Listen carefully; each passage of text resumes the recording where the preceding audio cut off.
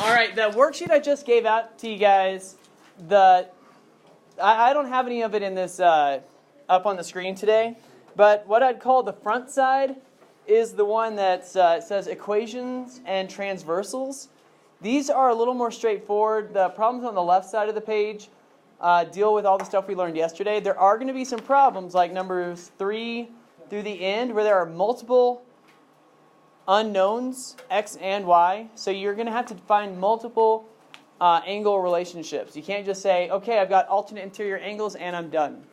But I do want you to get into the habit now, and I've tried to get you into that habit already, of always identifying what angle relationships you're noticing in your diagram. All right, make sure you're paying attention up here. So, the left side is dealing with the stuff primarily from yesterday. The right side is dealing with stuff primarily from Monday, those first set of rules that we learned. So we're going to kind of get a mix and match of all the rules that we know so far. The back side is where things get a little bit more challenging. So we're going to look at a few of those problems today. And that's what we're looking at here. The first three of these on the back side are still pretty straightforward, all things considered. There are 3 unknowns for A, B, and C, so you need to make sure you have an angle rule that you're using to justify the answer. So don't just put that, angle A is whatever number of degrees. You need to say it's this number of degrees, and next to it you need to say because of this angle relationship. You've got your reference sheet. You can kind of look and identify to see which one is the correct one there. Problem number 2, we're not going to go through this one and solve it, but it does look a little strange, and for some people, you can already kind of figure out what's going on, but sometimes this diagram, when they cut some lines short, it looks a little strange. So a trick for this, something you're always allowed to do, is extend these lines a little bit. So if you extend those lines like that, does this look a little more familiar? Okay. So now we can see it's still not a direct angle relationship between D and 35. If you look at that carefully, that's not one of the ones we learned yesterday. So you're going to have to use multiple angle relationships. Okay. Problem number 3, the big problem that I see with this one is, and one thing I want to point out is that the parallel lines here are running up and down. But these other 2 lines that we've got right here, I'll highlight them real quick. These 2 lines are not parallel to each other. They're not supposed to be parallel to each other. All the rules we learned yesterday were angles that are connected in some way to the same transversal. So alternate interior angles are still along the same transversal. And my whole point in saying all this right now is that E and 54 are connected to each other because they're along the same transversal. 112 and F are going to be related in a way because they're along the same transversal. But what a lot of people try and do is they try and make a connection between E and 112. There's no connection between E and 112. There's no connection between 54 and F. So what they could have done in this problem is cut this in half right where those angles are and kind of separated this into 2 different problems. But they kind of connected them together in a sense to try and confuse you. But I want to make sure it's really clear. You cannot say anything about angle F based on this 54-degree angle. There's no connection between those 2. Is that clear enough? Okay. So we'll just look ahead. These problems are the ones that I wanted to focus on. And we're going to go through a couple of these. You already have it drawn on your page where there are other parallel lines that are already drawn on. All right, these are, if it's not already there, sometimes these are called auxiliary lines. See if I can draw this one. Okay, that one's pretty good. And we've got this one right here. So these are already on your paper, and that's supposed to make this a little easier for you. But I wanted to focus on how we solve this, because we don't have just a single connection, angle relationship we can make between angle H and any of those angles that are given. But one thing we can notice is that we've created a couple of new angles here. we've got angle X, and I'm calling it X. I could call it whatever I wanted. Angle X right there and angle Y right there. This is problem number 5. Okay. So if we've got X and Y that we now have on our page, can we find the values of X and the value of Y? Okay, and then what do we do if we know X and Y?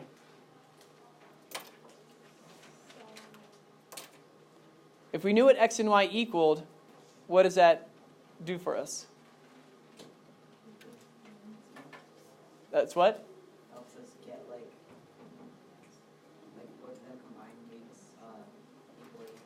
Both of them combined make angle H. That's going to be the last thing we have to do, but we'll come back to that idea. So now that we've got this, how can we solve for angle X?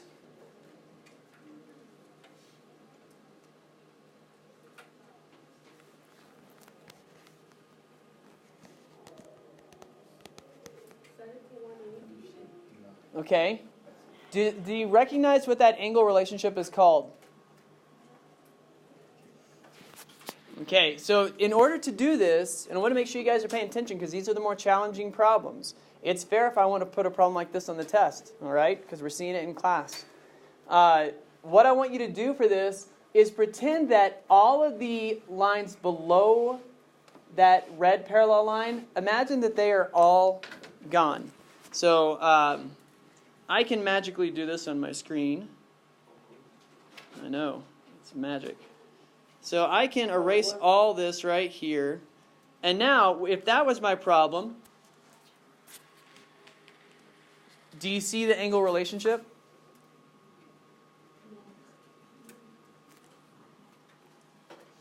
All right, so I'm highlighting angle 162. I put a little red arc there. I've got red arc on X. We learned 5 angle relationships yesterday. Corresponding angles, same side interior, same side exterior, alternate interior, alternate exterior. What would we call this?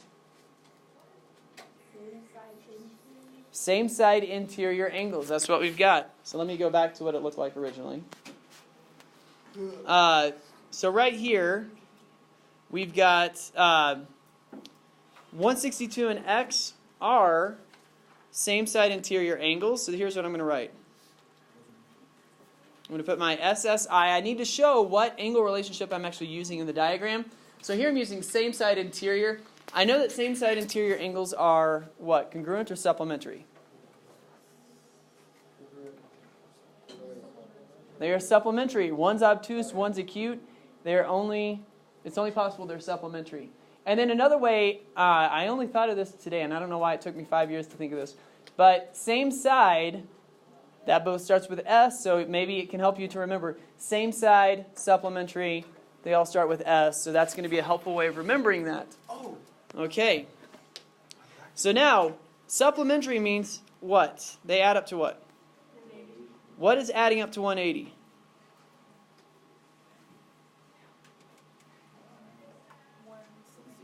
$162 and what? Not that. And X. So that angle X that we created, those two add up to 180. X equals what?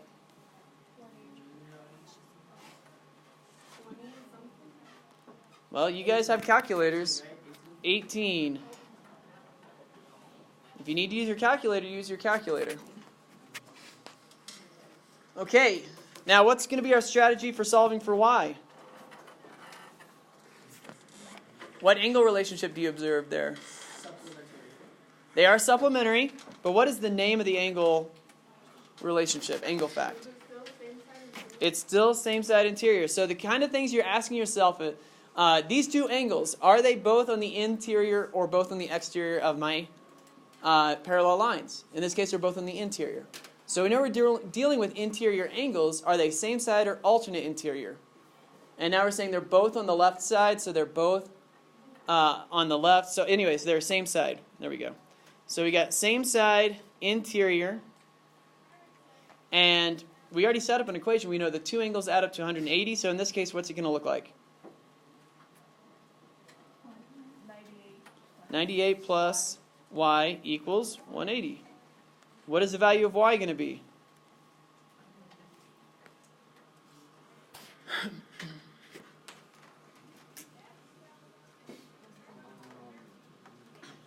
This is a really basic calculation. Someone tell me what y is. There you go. It's 82. Okay, so this is good. We've got 82 degrees for y. We've got 18 degrees for x. You already said we just add those up. What is that angle fact called? We can't just do a calculation without it relating to one of our angle rules. So what tells us that angle x and angle y will add up to angle h?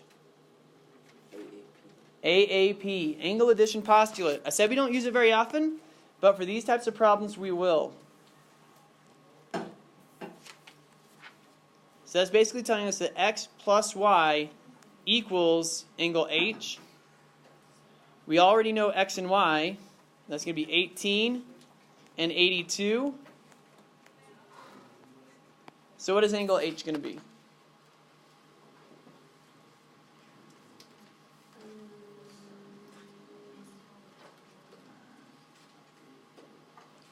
(82 plus 18). There it is.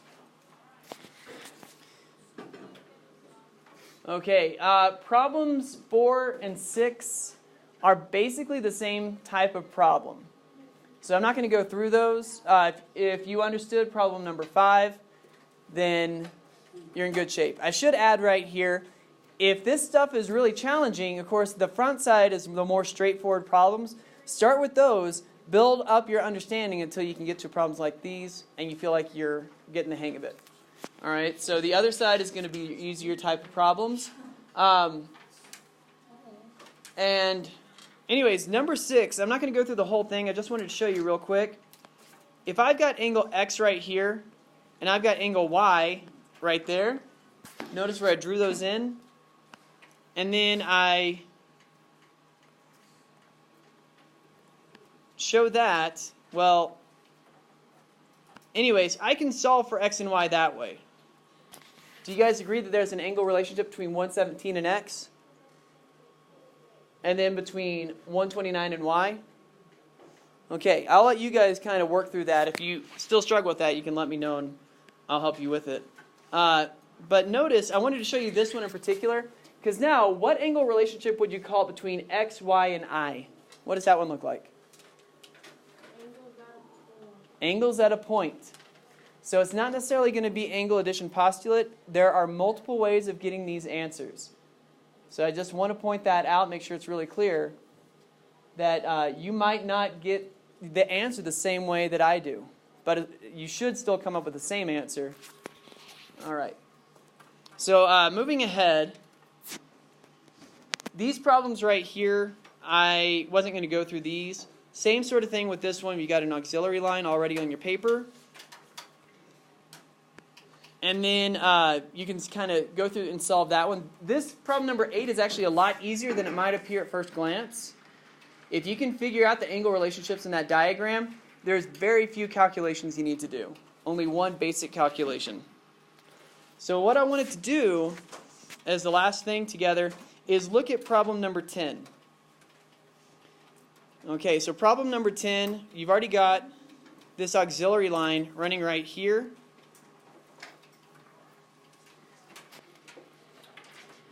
And the difference with this one is that we're not solving for the angle in the middle, because you might already now have an idea of what to do with that. Now we have a problem where we're solving for r, which is up at the top of our diagram. And the basic thing that you need to remember for stuff like this is if you have an unknown in a diagram on one end of the diagram, you're going to have to start at the other end and work your way toward it. So you're going to start at the 130 and work your way toward the r. Right. So the thing we need to do is we know we have this angle 130 right here. 96 represents the entire angle. So we could set up another smaller angle right here and call it what?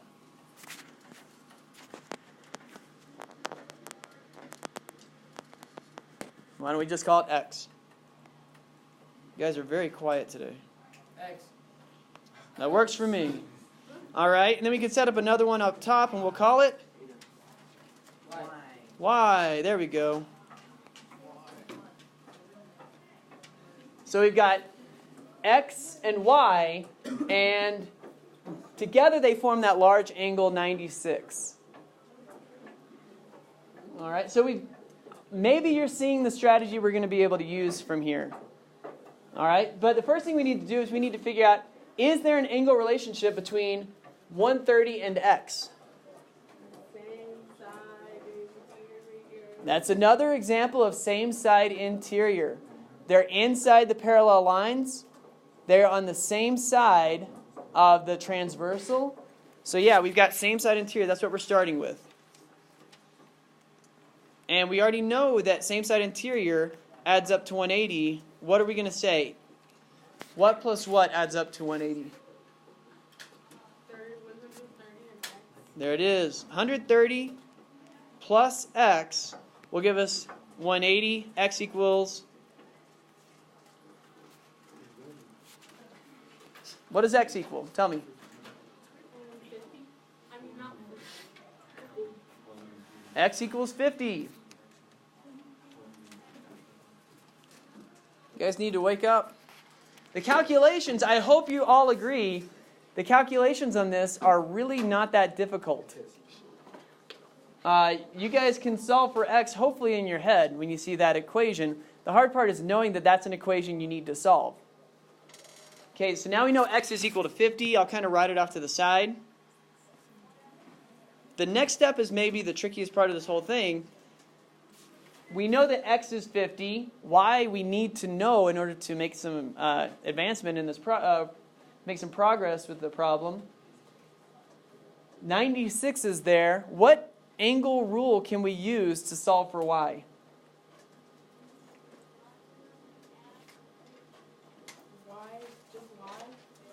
Yeah, we want to know what Y is. So what angle rule can we use to solve for that?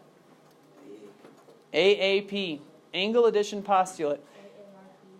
So, not that one. All right, so I'm going to go ahead and show this real quick. AAP tells us that these two smaller angles, X and Y, will add up to our larger angle 96. So I'm going to show that real quick. X plus Y equals 96. Well, for X, we already know that's 50. Plus Y equals 96. So what is Y going to equal? 46. We've just done the hard part of this problem. If you're able to follow the logic up to here, and has this made sense up to this point? We did same side interior to get one angle. We did angle addition postulate to get another. Now, we only have one step left to solve for R. All right, so if Y is right here and R is right there, does that look like an angle relationship we learned?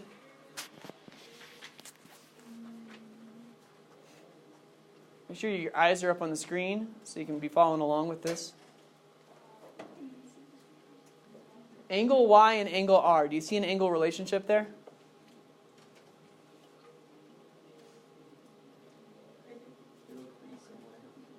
They do look similar. What would we call this angle relationship? There, yeah, and we call it alternate interior, but yeah, opposite interior works. If you call it that, I'm actually okay with it. But this is an example of alternate interior angles. I want to remind you, I showed you this yesterday, that you got to look for this Z pattern. If you see that Z pattern, notice where Y and R are both inside that Z. Well, that's going to show you its alternate interior angles.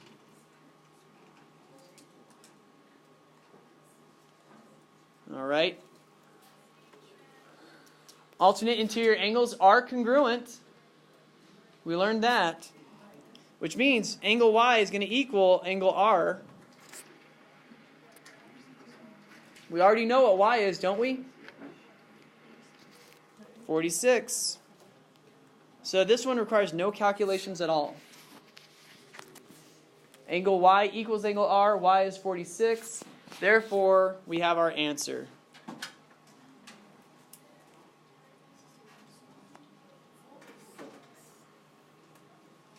Okay, I wanted to give you guys the remaining bit of time in class just to go through this. remember, start with the easier problems if you need to just get some good basics under your belt, and then you can work on some of these more challenging ones. I've got an answer key up at the front, but before I just give you guys the rest of class, are there any problems in particular that you wanted to go through? Okay then. If you have questions individually, you can call me and I'll come over. But anyways, take the last 20 or so minutes of class to work on this.